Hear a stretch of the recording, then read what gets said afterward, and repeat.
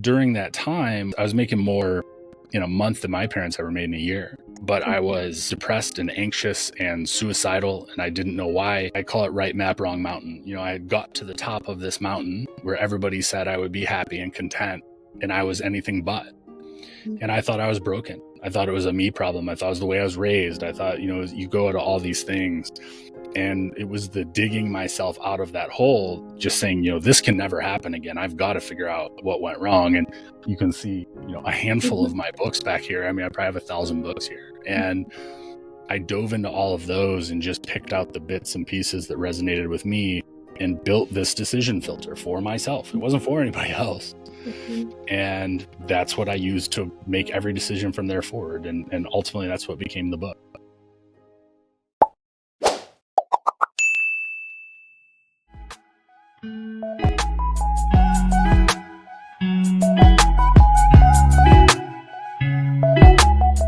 Well, hello, welcome to The Rooted Founder. Today we have Rodric on. He has written many books. He loves entrepreneurs and businesses, and he also enjoys helping people create real freedom. So, Rodric, welcome to The Rooted Founder. Yeah, Staci, thanks for having me. This is fun. So I have to ask you to start. What was the pivotal experience for you that inspired you to write $1 Million Flip-Flops? Start with the small, easy questions first, right? There's a lot that led up to it, but ultimately I sold my last business at, I guess I was 42, and lifelong entrepreneur. I've only spent 4 years really working for someone since I was a kid. So, and during the time, I built about 12 different businesses, and I also visited 60 countries on 6 continents and went to the World Series and the Super Bowl and F1 in Italy and name it, right? And the consistent question I got was, how do you do it? How are you doing these things and not waiting till you have to retire? How are you able to juggle, quote unquote, all of those things? And it really forced me to look at, I went to Brown, I got my ICF in professional coaching, and through that kind of internal work, what was my superpower? How did, I'm just a poor kid from Michigan. There's no reason I should have been able to accomplish any of these things. And it came down to change and the ability to change quickly when necessary and build the internal tools necessary, because we all know we need to do something, but we don't necessarily do it, right? So I didn't know if one person would buy that book. Maybe my grandma just hops on Amazon and leaves me a nice review. But we sold 1,000 books the day of launch. We hit number 1 in 7 categories. It was its own ride, but really it was just being able to share those tools, the formula that I had built for myself, which ended up being the Waves method in the book, and so that other people can do it for themselves and not wait until they're 65 to live their life. Mm-hmm. Well, anyone listening, go check out the book because it's got all 5-star reviews on Amazon. So it's doing pretty well. Yeah. So talking about for you that inner journey, right? And that transformation of change, which we all at some point, especially I like to think of entrepreneurship as an accelerated human journey. It makes the process of character development just faster and the pressure cooker stronger, and it takes so much grit. So for you, everyone hits an enough is enough moment where they have to make a change. And you talk about change, but how does somebody actually facilitate it? Not just an external change, but the internal change that is sustainable. Yeah. I mean, it's a great question because ultimately the internal change is the only thing that actually gets us to move forward and take the first, albeit the most important step, right? Mm-hmm. And you nailed it in that, use an alcoholic as an example. Eventually they wake up in their own vomit and they know they need to change something. But there were so many times on their journey that they knew they needed to do something, but they just couldn't put the pieces together. And what we tried to do in the book with the Waves method, and I'll quickly go through what that is. So it's your why, which we hear a lot about. It's authenticity, meaning you're building this life for yourself, not for your partner, not for your pastor, not for your parents specifically.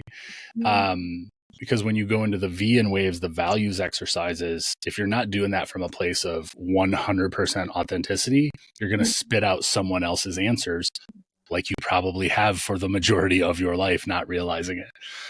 And once we go through the values, the E and waves is exploration, where you take the highs of your life, like, man, everything's flowing. I feel on fire. Everything's working out. The universe is conspiring in my favor. Well, what values am I honoring during that time?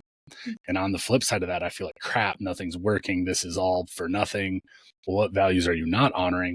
And then ultimately we build the S and waves, which is your statement of purpose. And what I've found working with, I coach primarily, obviously, entrepreneurs who want to reclaim their time. And what I find is all of them have a business mission statement. 99.999% have a business mission statement, but they don't have a personal statement of purpose that says, this is what I want my life to look like in a year.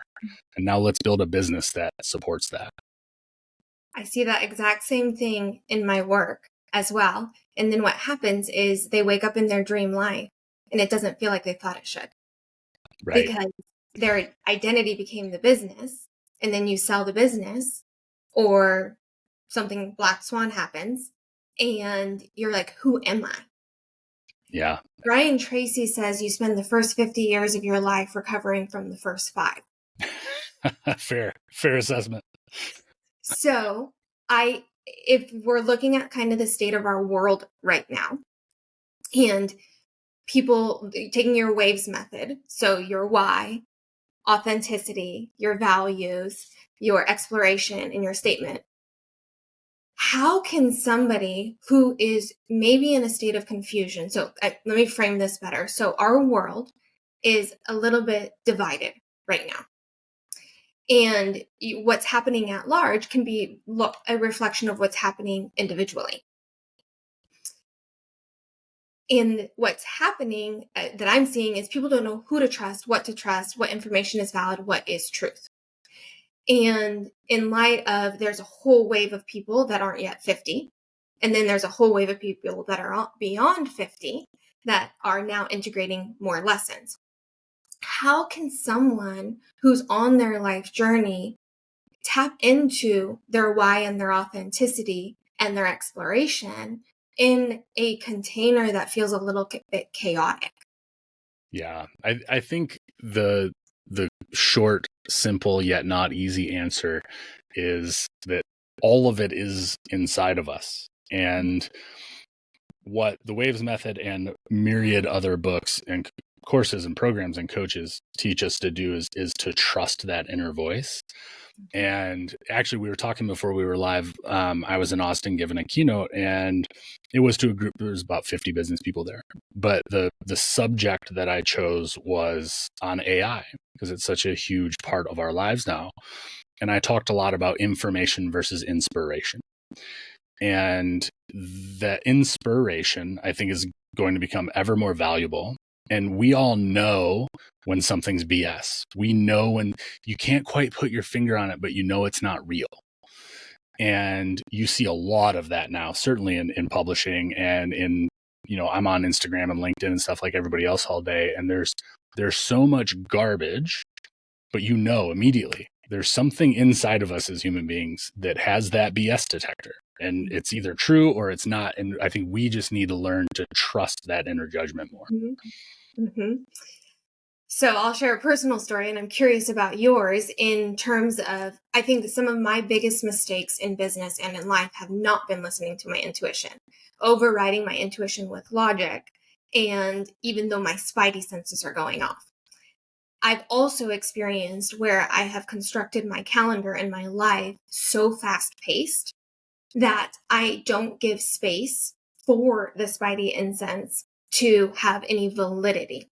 So in your personal life and in the people that you work with, how do you construct your time, your energy, your relationships in a way that it gives credence to your intuition, your inner voice, your spidey senses, but it doesn't necessarily eliminate the logic side?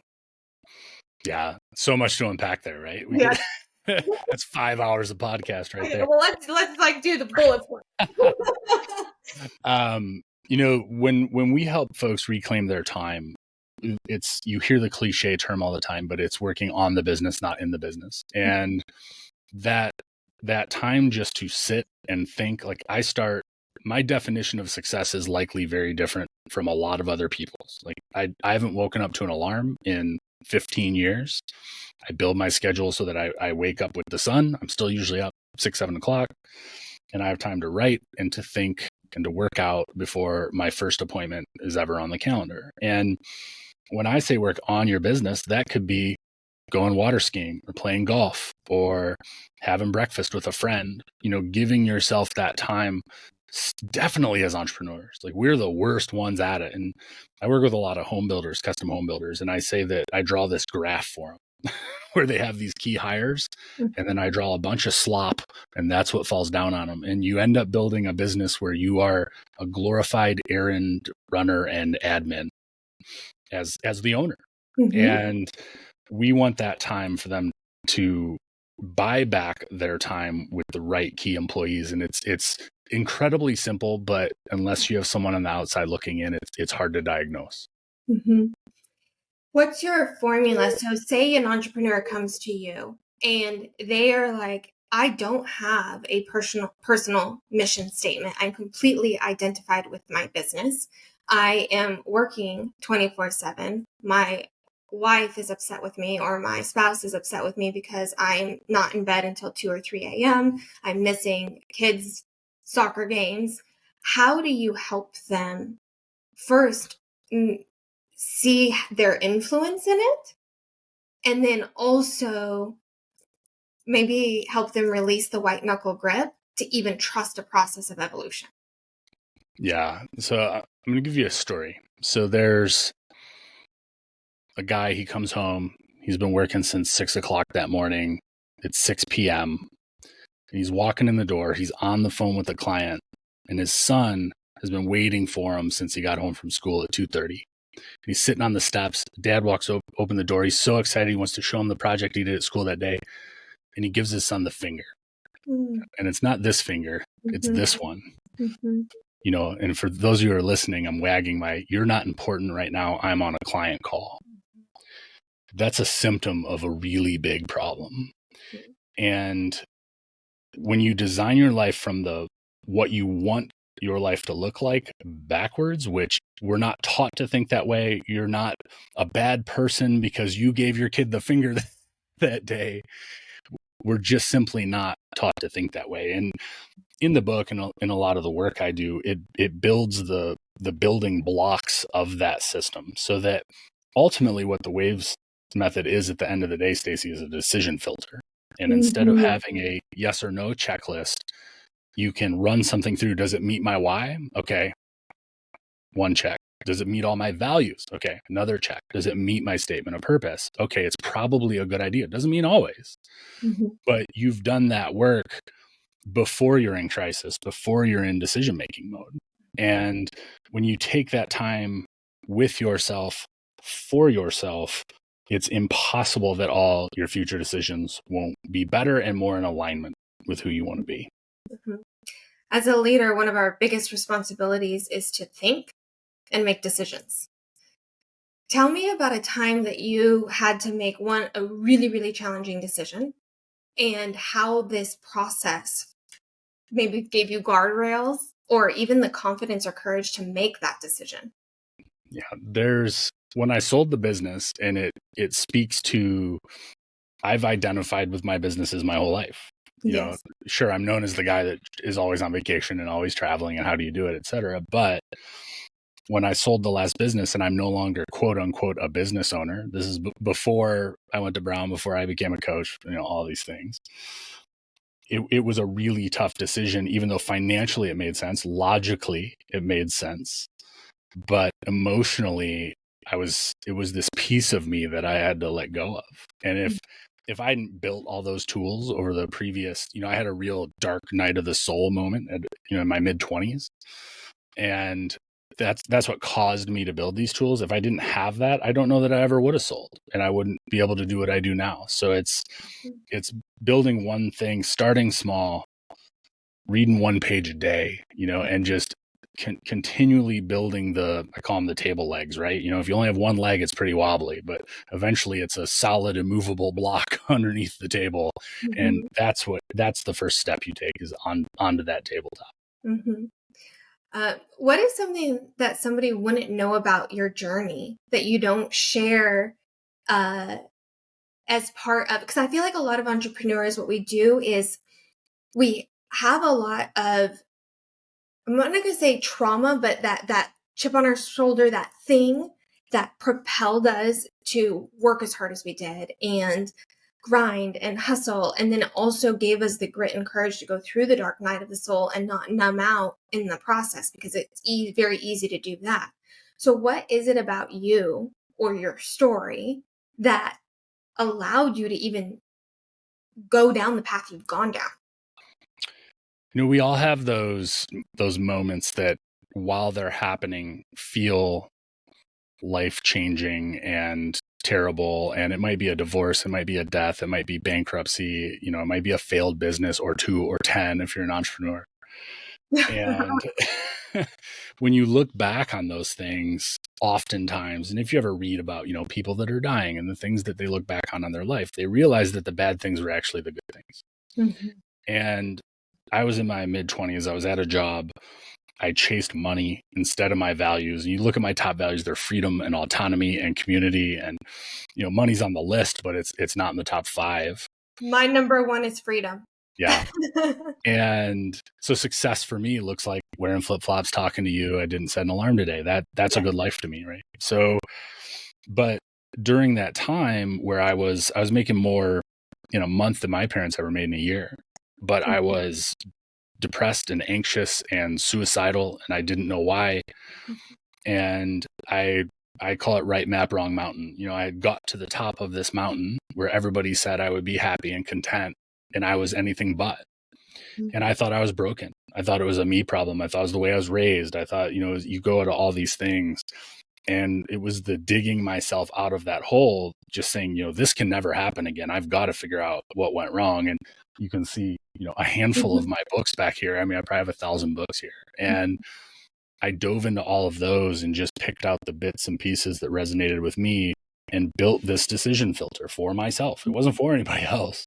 Mm-hmm. And that's what I used to make every decision from there forward. And ultimately, that's what became the book. Mm-hmm. Yeah, I know so many people. I call it waking up in your dream life, but you said climbing the mountain and then realizing like it didn't produce what I thought it was going to produce. My take on that is that we get to climb multiple mountains in a lifetime. Yeah. Like we get to climb the capitalism or the corporate ladder and make that money mountain, and then realize, there's other mountains to climb. And then we get to go climb the freedom mountain, which is I want to do what I want when I want, not wake up to an alarm clock, talk to cool people, and travel the world. Okay, let's climb that mountain. And then maybe it's like, I want to climb the family mountain. I want to get married and I want to have kids and I want to do that. And we get the option, I think, to climb multiple mountains, and we don't have to make any of them right or wrong, bad or good.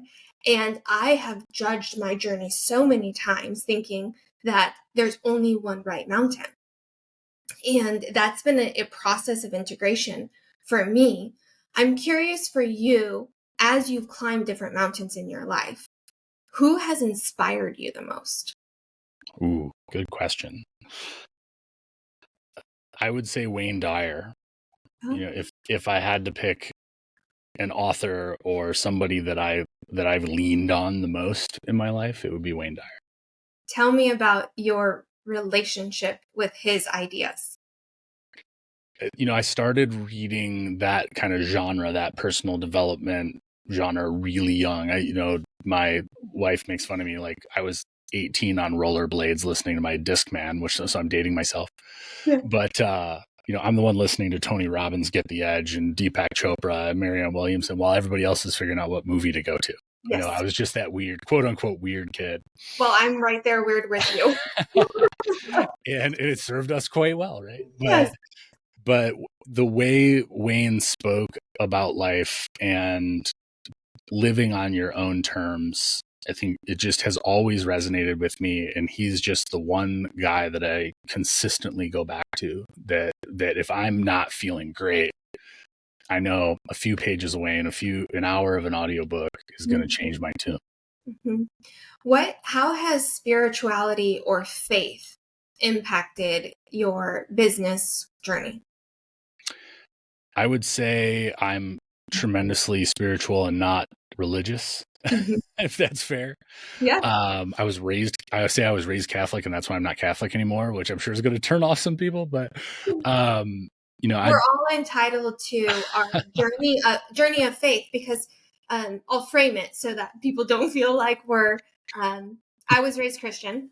Yeah. You were raised Catholic. I think there's a lot of things the church has gotten right, and there's a lot of things the church has gotten wrong. There's a lot of things the government has gotten right. There's a lot of things the government has gotten wrong. There's a lot of things that parents have gotten right. There's a lot of things parents have gotten wrong. There's a lot of things I've gotten right as a leader and entrepreneur. There's a lot of things I've gotten wrong. And so we don't have to throw the baby out with the bathwater. But I think as a unifier, I think the world is searching for meaning.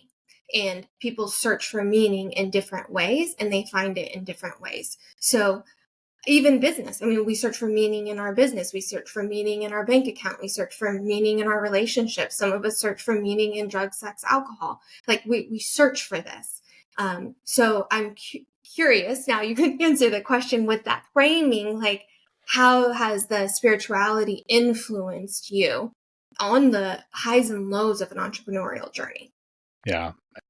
For me, it's, we can call it divine timing, and I believe that when something's not working out, it's not working out for a reason. And it's the, you hear the story of, you're backed up in traffic, and when you finally get to the head of the line, you see there was a car accident, and had you been on time, it might have been you in the accident. Mm-hmm. And I think as I get older, and maybe or may not be necessarily wiser, I'm just able to recognize those synchronicities sooner, and that I don't believe in coincidence. We've taken this coincide means two angles that fit together perfectly, and we have taken it to mean happenstance. And I think I don't believe there is happenstance, and I think we see it in the business world a lot, where you only need so much information. The next book about the thing that you're researching isn't going to take you any further. You just need to go back to that gut instinct and say, okay, through my life's lens, through my experience, what do I want to do with the information I already have? Mm-hmm. How do you know? How can someone train their intuition? So, and how do you know when to push through what appears to be a roadblock versus to accept it as, hey, maybe this is a redirect? That one, I still struggle with that every day. And all of my coaching clients struggle with that every day. I don't know that that's something you ever get rid of. And I think, to your earlier point, and to exactly what the waves method does, is it satisfies the logical brain, so that you're willing to take the step. And then once you take the step, it may work, it may not, but now you've got a rep in, and now you're confident to take the next rep. And like all things, whether it's your golf swing or starting a new business or learning how to be a better mother, it's reps, and it's what worked, what didn't, how can I improve by 10%, and I do it again. Mm-hmm. So along that same journey, you're just next aligned action, next aligned action, next aligned action. Sometimes as visionaries, we want to know the next 10, 20, 90 steps, or even the integrator wants to know the next 10, 20, 90 steps. How do you calm the logical mind to just live in the moment and execute? Like, that's such a struggle for people.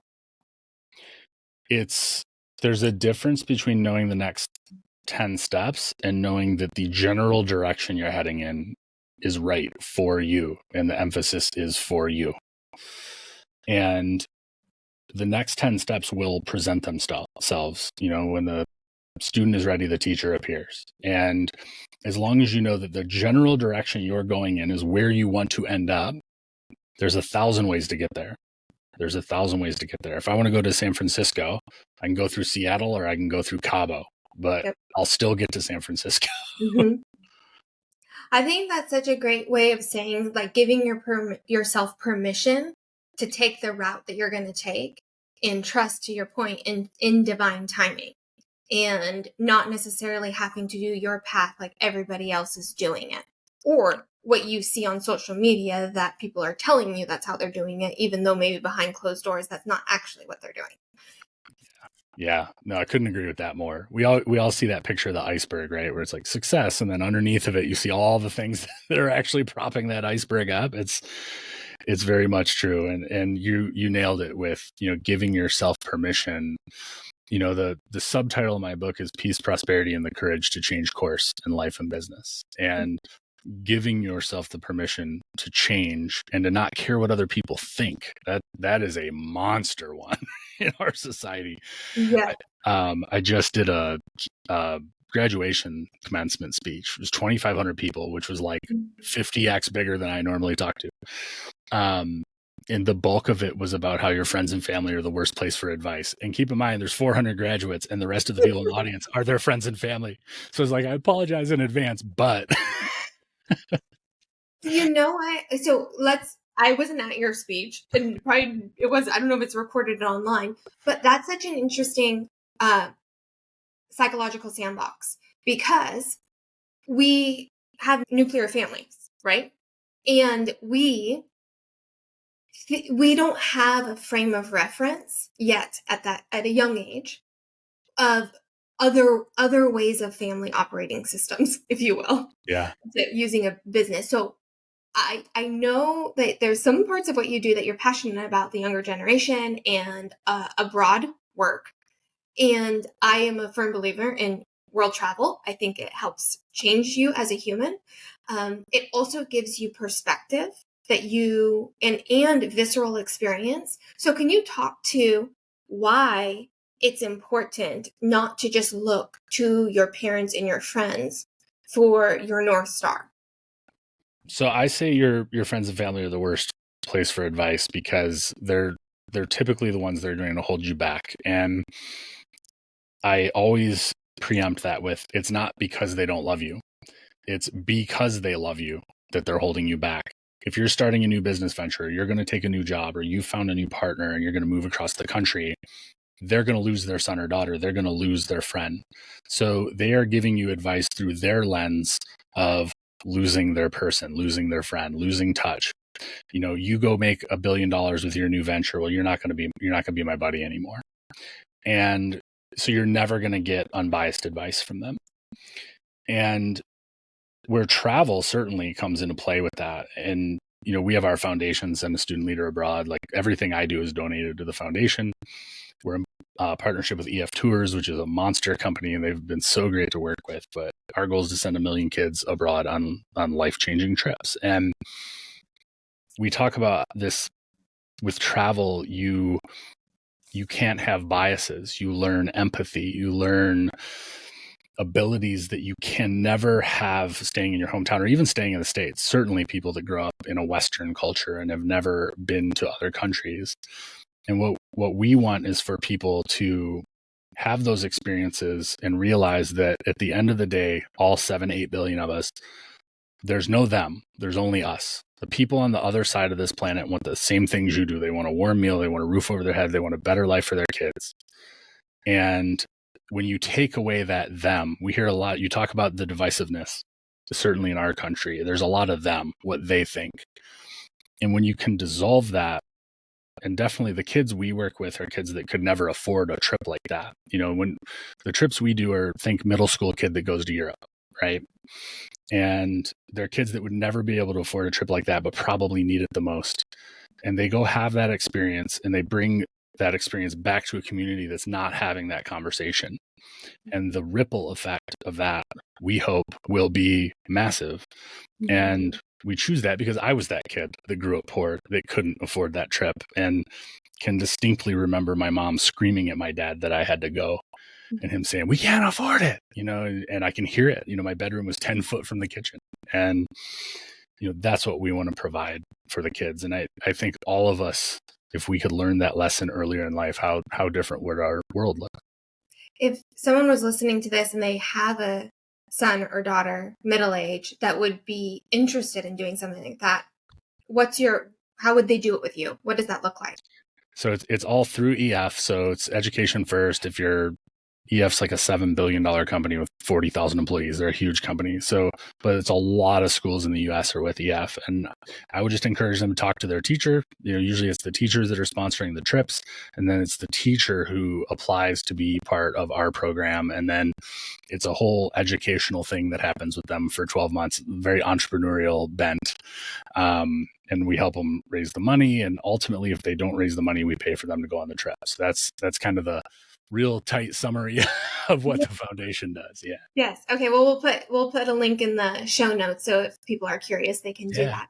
Circling back to this comment you made about the biggest problem being our desire for really approval and validation of the external. And I like to think this might be controversial and people might not like this either. So this will be one of those episodes. But I think people pleasing and narcissism are different sides of the same coin.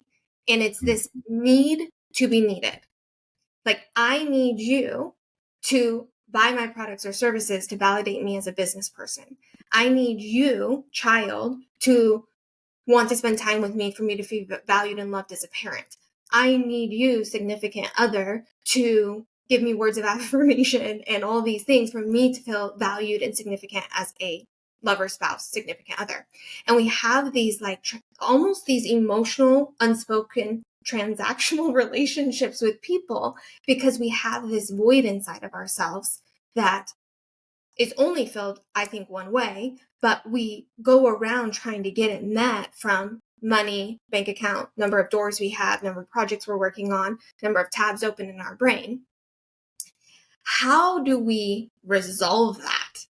Because if it's the biggest problem, yet in all of us in some way, because narcissism, people pleasing, people just blame each other. Well, because so-and-so and so-and-so. And so when you're trapped in this blame cycle and you're in a blame cycle, if you're complaining and you're frustrated all the time, then you're giving up a lot of your power. But how did you for yourself, let's just start at home base. How did you for yourself eradicate that in your heart and your head? I think I'll bring it back because that's such a broad thing, right? And we're not going to solve it on today's 12-hour episode. But I'll give you the example of, I work with a lot of other younger coaches, and I frame it in terms of selling versus serving. And a lot of coaches in particular, they can help people, but they're afraid to sell. They're afraid to be salesy. They don't want to seem like they're this grimy person pushing their thing. And when you look at it as an act of service, like, I know that if a builder, an entrepreneur, et cetera, works with me, I know they're going to get more time back. I know that time is going to give them a better business, a better family life, better health, all of these things. So if I don't offer it to them, I'm doing a disservice to them and I'm doing a disservice to me. I'm not selling anything. And when you realize that 99% of people are not your audience, you're never going to make them happy, and they're not supposed to hear your message. That's what allows you to go out and serve at the highest level. And when you're always coming from a place of service, I think the self-interest and the narcissism goes away. And it's in a relationship. It's not that, well, I clean the dishes today, you've got to clean them tomorrow. It's like, no, I clean them because I love you. Mm-hmm. And if you're always coming from that place of service in any area of your life, I think the other things tend to shed away more easily. How do you plant seeds in your heart that facilitate service? I think we're born to serve. I really believe that. I believe we care deeply about our fellow human being at a primordial level. Mm-hmm. And if you can turn off the news, and if you can turn off the Facebook dopamine hits, and if you can turn off a lot of the things that corrode our connection to source, is what I'll say, mm-hmm. then it naturally comes through. I don't think that it's something that you have to work at. I would agree 100% with that. I think a simple thing a lot of folks can do is just do a 2-hour no screen session and go out in nature without your screen and go sit at the side of the creek, and every person that passes you, talk to them. And it'll activate something in you that is human nature, is what you're saying. It's just already built into you. Yeah. And we're so distracted with our screens and technology and AI and this fast pacedness, dopamine hits, that we are out of touch with our own humanity. Yeah, couldn't agree more. So you said your definition of success is very different. So I'm curious what it is. Well, I touched on it a little bit. It's not setting an alarm. It's being able to choose who I work with. I put up a post today about we do 20-minute blueprint calls for people, get them back 2 hours a day in 7 days, right? And on that call, whether we work together or not, I'm interviewing you to see if you are somebody I want to spend the next year with as a private, whether you want it or not. If you say, hey, I'll stroke you a check right now, maybe we're not a fit. Mm-hmm. So being able to choose who I spend my days with, being able to spend my day with you, there's those pieces of it, not having to put real shoes on. That's why I literally wear flip-flops 24/7. That's why $1 million flip-flops. I have no shoes on right now. So, there's these little things that you also have to take the time to identify. The Lamborghini and the $1 million in the bank probably isn't for you, might not be for you, but until you take the time to actually discover what success means for you, for your family, for your kids, you're never going to get there. It's go into the GPS and go take me somewhere fun instead of take me to Six Flags. You're never going to get there. Yeah, and so often I think if we don't define it, like if we don't define what success is and we don't define what enough is, then we get in this performance perfection trap. And it's a hamster wheel that doesn't matter if you have the jet, the 2,000 doors, all the celebrity clients you want, it will never be enough because there's always going to be something more. And then you're trapped in that bigger, better, more, and you're losing touch with your own humanity in that process. So I think that clarity and going back to your waves method, that whole process would help somebody get into and define that before they even climb the mountain. Yeah, 100%. We were on a call. They're called global education ambassadors, but they're the teachers that have worked with EF for a long time, and they're the ones that are helping us build this program. There's like 100 of them. And we were on a big group call, and one of them, we had questions and answers at the end. And she said, why are you doing this? Why are you giving everything away? And without hesitation, I said, because I understand the concept of enough. Mm-hmm. Yes. How did you get there? A lot of internal work that we've already talked about. Okay. It didn't happen overnight. It was all these bits and pieces. So I think the reason why I asked that is because I don't think you can gift somebody consciousness. I don't think you can hand them awareness. I think you can create experiences, you can create containers, you can facilitate environments that help bring it. But a lot of it is us just setting a goal, hustling towards it, and experiencing the bumps and bruises and faulty experiences, trial and error. And then that's how we learn. And sometimes people want to avoid the crash and burns, but then they're also avoiding gaining wisdom. So what you've explained is that I know enough and I can give all my money away because I did the dark night of the soul, because I climbed the mountain and I learned all of it. So I'm sharing that for everyone else out there who's, younger. I look young, but younger than me, and who is on this journey and wants to get it right the first time. Like so much of the getting it right is actually getting it wrong. And because the Most wrong. Yes. Yeah. It's that Edison quote, right? I've failed 10,000 times, and I know what doesn't work. I'm paraphrasing, but the first chapter of my book, every chapter has a quote, and it's the Jim Carrey quote, which I'm sure you know, but it's I wish everyone could become rich and famous so that they can realize that that's not it. Yes. What do you want your legacy to be? Sending 1 million kids on life-changing trips. I love it. That's what I want to be remembered for. I love it. Of all the work you've done so far, So not the work you're going to do, but you've done so far. What are you most proud of? I'm probably most proud of the person I've become, despite the world telling me that that would never be possible. I hope every soul has that journey. Yeah. I feel the same way. When people say, what would your 8-year-old self say to you? She'd be proud. And when we can do that for ourselves, that's a beautiful gift. Yeah, couldn't agree more. What projects are you working on right now besides the million kids? Because we already touched on that. Are you writing another book? Yeah, I've got 2 more books coming. One's business related. One is completely not business related. The foundation takes up a lot of time, and I'm just learning this marketing game like all of us are, a day at a time, trying to reach as many people as I possibly can and help them reclaim their time in their lives. So that's what I work at every day. I love it. If people want to connect with you, where can they find you? At $1 Million Flip Flops on every channel and $1milliondollarflipflops.com. You can pick up the book at Amazon or Barnes & Noble or anywhere there's books. And the foundation is sendastudentleaderabroad.org, or SASLA, not salsa, SASLA.org. My accountant called it salsa yesterday. I was like, come on, Jen. Anyway, that's where you can find me. Sometimes we're just one letter off. Well, I appreciate all the work you've done in your life and on yourself to become the man that you are, to be able to give the gift of sending 1 million kids abroad, to be helping other entrepreneurs not be trapped in their businesses and be home around their dinner tables, and really giving that back to the American table. So I honor you and I appreciate you for that. And I'm so grateful that you were on. Yeah, likewise, Staci. Thanks so much for having me. Yes. Cheers.